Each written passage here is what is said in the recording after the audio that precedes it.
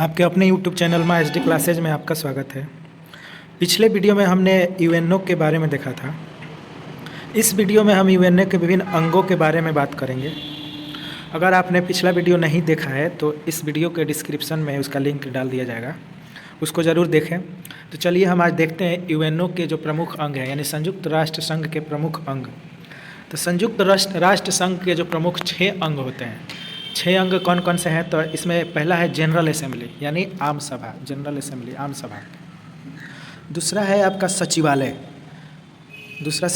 तीसरा सुरक्षा परिषद, चौथा है अंतर्राष्ट्रीय न्यायालय, पांचवा है आर्थिक और सामाजिक परिषद, और छठवा है न्यासिता परिषद।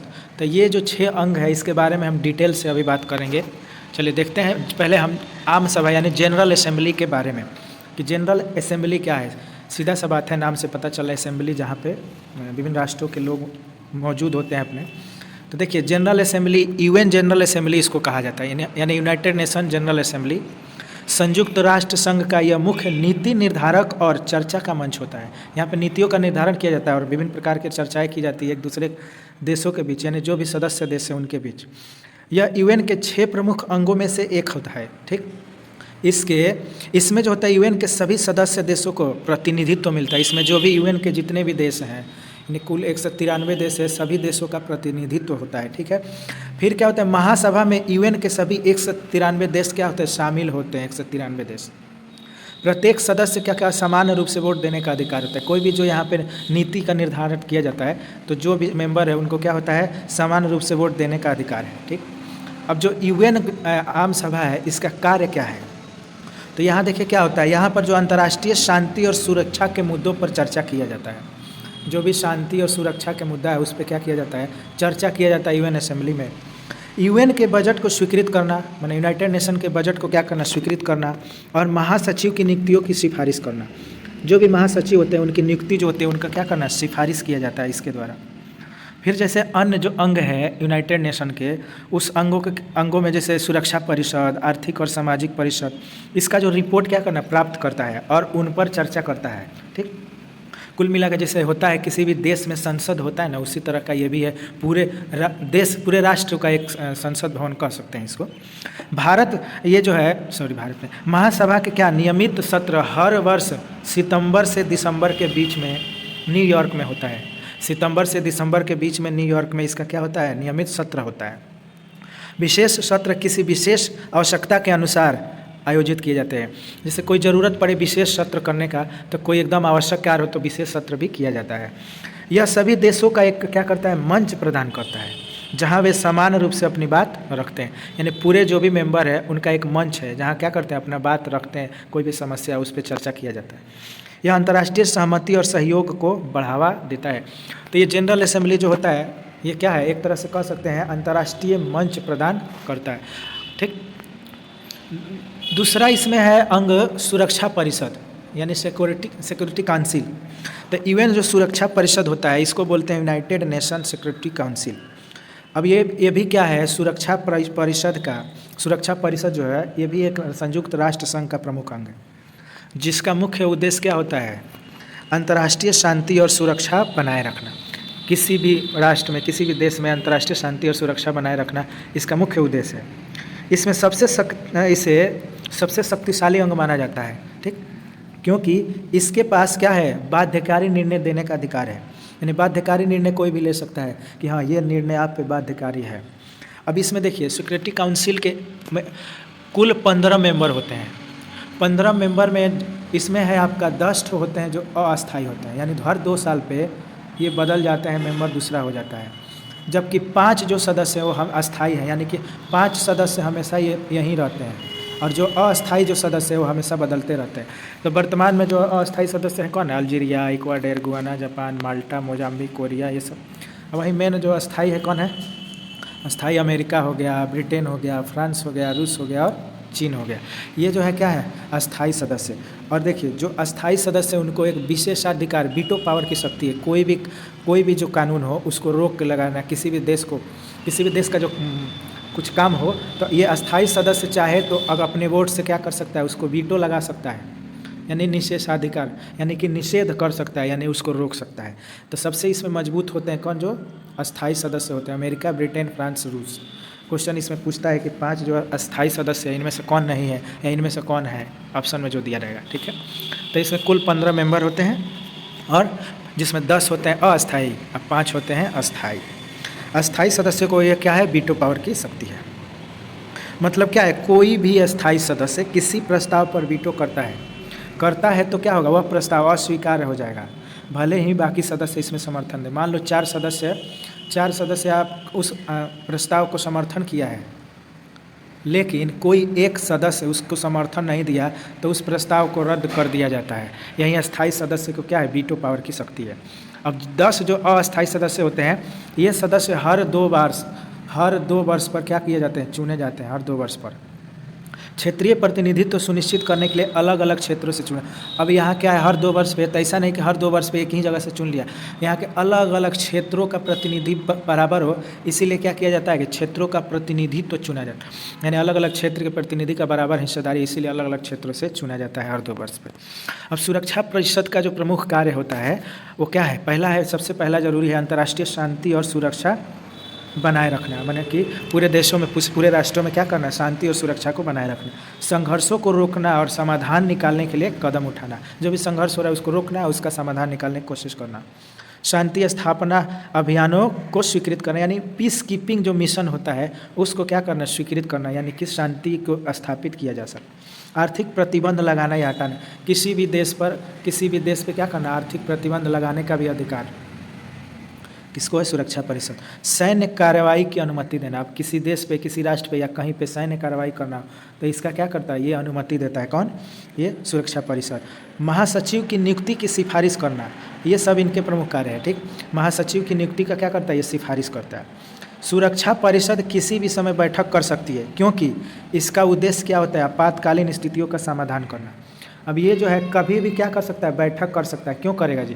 ये कोई ज़रूरी नहीं ना कि हाँ इस समय करना है। पता चला कि कोई अभी आपातकाल स्थिति आ गई जिससे क्या करना हो, जिसके लिए इसको बैठक बुलाना हो, तो इसका ये कभी भी किसी भी समय बैठक बुला सकता है। क्या करना है? आपातकालीन कोई परिस्थितियों का समाधान करने के लिए।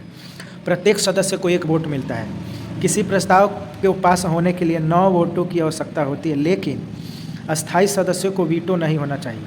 अगर देखो कह रहा है सीधा बात कि कुल अगर वोट 6 मिला, अगर 9 मिल गया और कोई भी अस्थायी सदस्य वीटो नहीं किया तो इसका मतलब वो प्रस्ताव पास कर दिया जाएगा। यानी कि 9 वोट होना चाहिए और वीटो नहीं होना चाहिए तब। लेकिन अगर 9 वोट मिल गया, वीटो मिला, तो वो प्रस्ताव रोक दिया जाता है, यानी वो प्रस्ताव पास नहीं होगा। कभी कभी वीटो के कारण महत्वपूर्ण प्रस्ताव क्या कर दिया जाता है? रुक जाते हैं। कभी ऐसा होता है सिचुएशन कि महत्वपूर्ण है, लेकिन किसी देश राष्ट्र कोई अस्थायी सदस्य ने क्या कर दिया? उसको वीटो कर दिया, तो क्या हो गया? वीटो करने से क्या हो सकता है? वो प्रस्ताव रुक जाता है, ठीक है। इस प्रकार सुरक्षा परिषद अंतर्राष्ट्रीय शक्ति संतुलन बनाए रखने और विवादों के शांतिपूर्ण समाधान के लिए क्या करता है? एक केंद्रीय भूमिका निभाता है, ठीक है। तो ये जो था सुरक्षा परिषद के कार्य थे और क्या कार्य करता है, कौन से अस्थायी सदस्य हैं।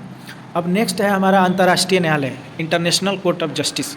इसका नाम से आपको स्पष्ट है क्या? ये न्यायालय है, यानी कि पूरे भी राष्ट्रों के लिए क्या करता है? न्याय का काम करता होगा। तो इंटरनेशनल जो कोर्ट ऑफ जस्टिस है, ये भी क्या है? यूएनओ का एक प्रमुख न्यायिक अंग है, यानी न्याय करने वाला अंग है। इसे विश्व न्यायालय भी कहा जाता है। क्यों कहा जाता है? क्योंकि पूरे विश्व का क्या करता है? प्रतिनिधित्व करता है, इसीलिए इसे विश्व न्यायालय कहा जाता है, ठीक। इसका मुख्य उद्देश्य क्या है? कानूनी अंतर्राष्ट्रीय कानून के तहत विवादों को सुलझाना और कानूनी राय प्रदान करना। यानी अंतर्राष्ट्रीय जो है अंतर्राष्ट्रीय कानून के तहत विवाद को सुलझाना और कानूनी राय प्रदान करना, ठीक। इसकी स्थापना 1945 में यूएन चार्टर के तहत स्थापित किया गया था। यूएन चार्टर के तहत स्थापित किया गया और ये 1946 से क्या करना? अपना कार्य प्रारंभ किया, यानी कार्यशील हो गया। 1946 से ये कार्य करने लगा। इसका मुख्यालय, सबसे जरूरी है, क्वेश्चन यही पूछा जाता है कि अंतर्राष्ट्रीय न्यायालय का मुख्यालय कहाँ है? तो ये कहाँ है? हेग कहाँ है जी? नीदरलैंड में हेग है, ठीक। यह यूएनओ का एकमात्र अंग है जिसका मुख्यालय क्या है? न्यूयॉर्क में नहीं है। ये यूएनओ का एकमात्र मुख्यालय जहाँ जिसका मुख्यालय न्यूयॉर्क में नहीं है। इसमें जो कुल 15 न्यायाधीश होते हैं, 15 न्यायाधीश कुल, तथा यूएन जनरल असेंबली तथा सुरक्षा परिषद द्वारा 9 वर्षों के कार्यकाल के लिए चुना जाता है। 9 वर्षों के कार्यकाल के लिए 15 न्यायाधीशों का चुनाव होता है। यह अलग अलग देशों के होते हैं ताकि क्या हो, विविधता सुनिश्चित की जा सके। हर 3 साल पर 1/3 न्यायाधीश का चुनाव किया जाता है। 15 में से 1/3 न्यायाधीश का हर 3 साल पर। इसका मुख्य कार्य क्या है, विभिन्न राष्ट्रों के बीच विवादों का निपटारा, और इसके जो निर्णय होता है वो बाध्यकारी होता है। मतलब बाध्यकारी होता है इसका निर्णय, यानी जो निर्णय दिया वो क्या होगा, आपको मानना ही पड़ेगा। इसका निर्णय बाध्यकारी होता है। यूएन के अंग तथा विशेष एजेंसी कानूनी सवालों पर इससे सलाह मांग सकते हैं। यानी जो भी यूएन के अंग है और जो यूएन के एजेंसी है, जो बाद में हम इसके बारे में बात करेंगे एजेंसी कौन कौन, वो क्या कर सकते हैं, इससे कानूनी सलाह मांग सकते हैं। ये जो राय जो होता है जब ये देगा तो वो बाध्यकारी नहीं होता है। जो भी एजेंसी या यूएन के अंग मांगते हैं वो बाध्यकारी नहीं होगा। राय जो मांगे हैं वो मानने के लिए बाध्य नहीं होते हैं वो सब, कौन, जो राय मांगे हैं। ठीक, इसमें मामलों की सुनवाई सार्वजनिक रूप से होती है। जो भी मामला हो क्या करते हैं, सार्वजनिक रूप से सुनवाई होती है। दोनों पक्ष अपने कानूनी तथा तथ्यात्मक तर्क प्रस्तुत करते हैं। न्यायालय का निर्णय बहुमत से लिया जाता है और यह अंतिम होता है। इसमें जो निर्णय होगा बहुमत से होता है और यह निर्णय जो होता है अंतिम होता है। इसके बाद अब कहीं आप कहाँ जाएंगे, कहीं आप नहीं जा सकते, माने इसके ऊपर।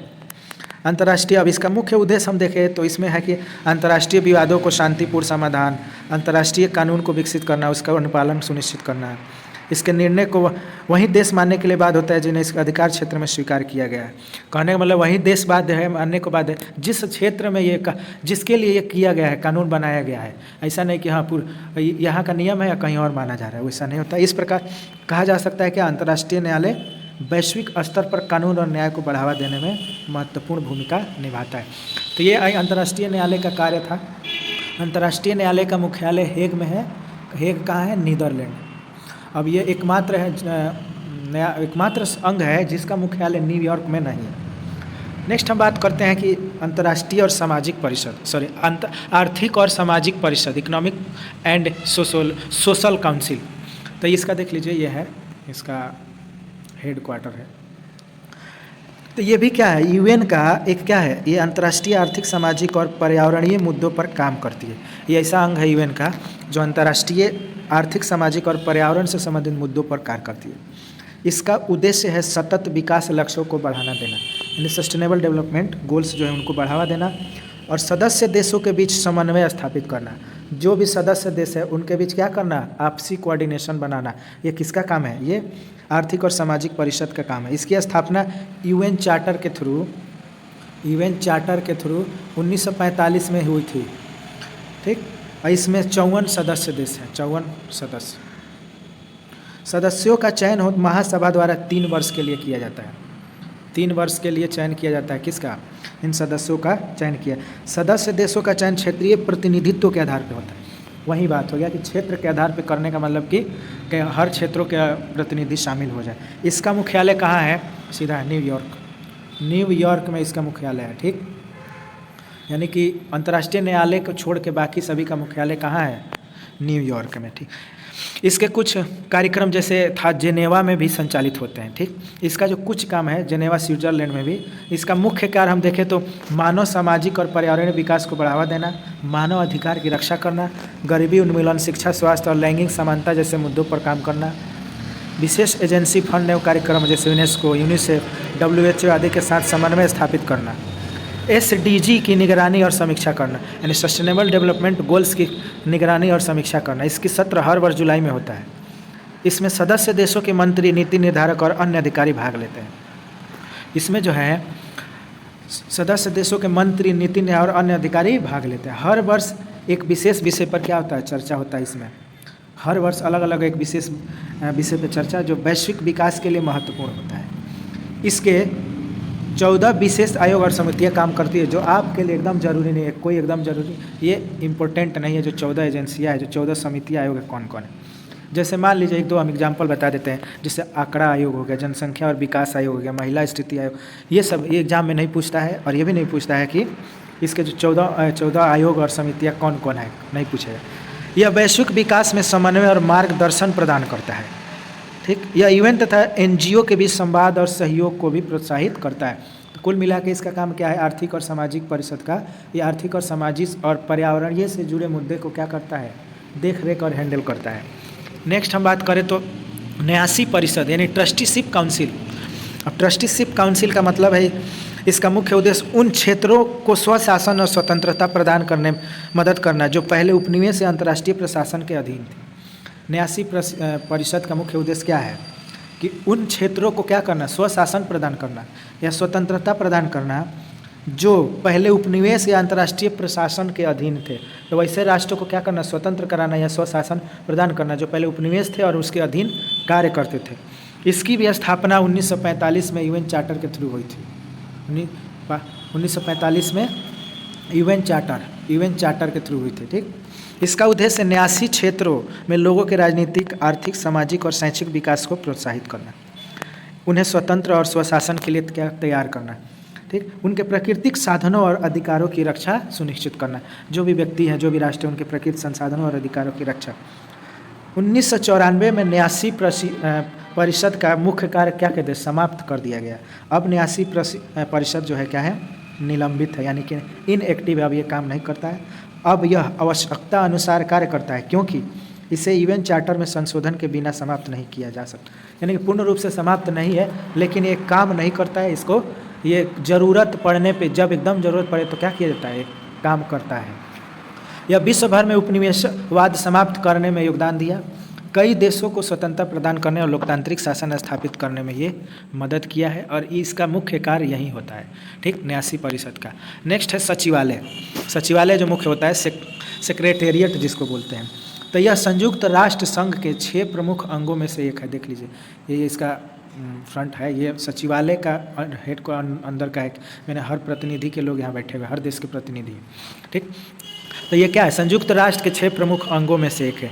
यह यूएन के प्रशासनिक कार्यों का केंद्र है, यानी जो भी प्रशासनिक कार्य है उसका एक केंद्र है और प्रशासनिक कार्य ही करता है। और इसका मुख्य उद्देश्य संगठन के अन्य अंगों के निर्णय को इसका मुख्य जो उद्देश्य है, जो भी अन्य अंग है उनके निर्णयों को क्या करना, लागू करना। इसका मुख्य कौन होता है, महासचिव होता है। इसका मुख्य जो होता है महासचिव, हम यूएनओ में बताए तो महासचिव के बारे में बताए। इसका महासचिव होता है। वर्तमान में इसके महासचिव एंटोनियो गुटेरेस है। महासचिव यूएन का प्रमुख प्रशासनिक अधिकारी होता है और इसकी नियुक्ति महासभा द्वारा सुरक्षा परिषद की सिफारिश से की जाती है। महासचिव का कार्यकाल आमतौर पर 5 वर्षों का होता है और इसे पुनः नियुक्त किया जा सकता है। और देखिए, महासचिव का जो कार्यकाल होता है वो क्या होता है, 5 साल, लेकिन पुनः दोबारा इसको हम चुन सकते हैं। और ये जो महासचिवालय का मुख्यालय कहाँ है, सचिवालय का मुख्यालय न्यूयॉर्क में सचिवालय का मुख्यालय। अन्य क्षेत्रीय कार्यालय जैसे जिनेवा, वियना, नैरोबी और दुनिया के विभिन्न हिस्सों में इसका क्या है, क्षेत्रीय कार्यालय कार्य करता है। सचिवालय में लगभग 40,000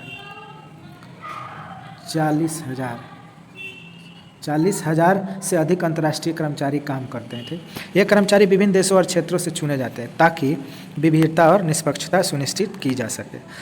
अब जो महासचिव संयुक्त राष्ट्र का चेहरा होता है और इसे संकटों में मध्यस्थता करता है। ठीक है, यह विभिन्न देशों के बीच संवाद को क्या करता है, प्रोत्साहित करता है। विभिन्न देश के बीच जो संवाद है, एक दूसरे के बीच, दूसरे देशों के बीच बातचीत करना, इसको क्या करता है, प्रोत्साहित करता है।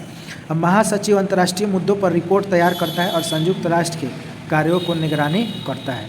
ठीक, तो देखिए ये था यूएन के प्रमुख अंगों के बारे में। ठीक, अब जो नेक्स्ट हम वीडियो बात करेंगे, इसमें जो भी अंतर्राष्ट्रीय संगठन है उसके विभिन्न एजेंसियों के बारे में बात करेंगे।